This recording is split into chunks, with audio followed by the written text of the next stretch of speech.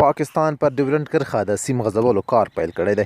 سلام او مینه ملګرو، هیله ده چې روغ او جوړ به وئ. درنو کتونکو، تاسو ګورئ دا وخت یاران پلس یوټیوب چینل. که چېرته تاسې د سپورټ او سیاست مینوال یاست نو زموږ چینل مو په خدمت کې دی، خامخا یې درسره سبسکرایب کړئ. پاکستان وایي پر ډیورنډ کرښه به د اغزن تار لګولو کار تر 2020 کال پورې بشپړ شي. د پاکستان د پرمختیا وزیر بختیار خسرو ویلي دي د پاکستان او افغانستان ترمنځ پر ډیورنډ کرښه د اغزن تار لګولو کار تر ډیره بشپړ شوی دی، خو په وینا یې تر 2020 میلادي کال پورې به په بشپړ ډول پای ته ورسیږي. هغه زیاته کړي پر دې کرښه به د اغزن تار لګولو سره به په پاکستان کې ترهګریزې پیښې کمې شي.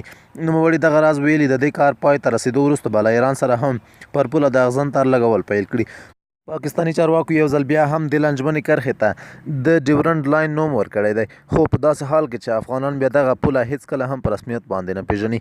څه موده مخکې عمران خان هم ویلي و چې دا کرښه د انګریزانو لخوا کښل شوې او په دې ځای کې دوی د پولې په نوم څه نه پیژني. په ورته وخت کې افغان حکومت بیا وایي د دې کرښې په اړه پرېکړه دواړو لوریو ته د میشتو ولسونو کار دی او هیڅکله به هم پرېنږدي چې پاکستان پر دغه کرښه باندې اغزن تار ولګوي. دا لومړی وار نه دی چې پاکستان پر ډیورنډ لاین باندې د اغزن سیم د لګولو کار پیلوي، بلکې څو واره مخکې هم پاکستان پر دغه کرښه باندې د سیم غځولو کار پیل کړ چې د افغان ولسونو او افغان امنیتي ځواکونو له کلک غبرګون سره مخ شوي دي.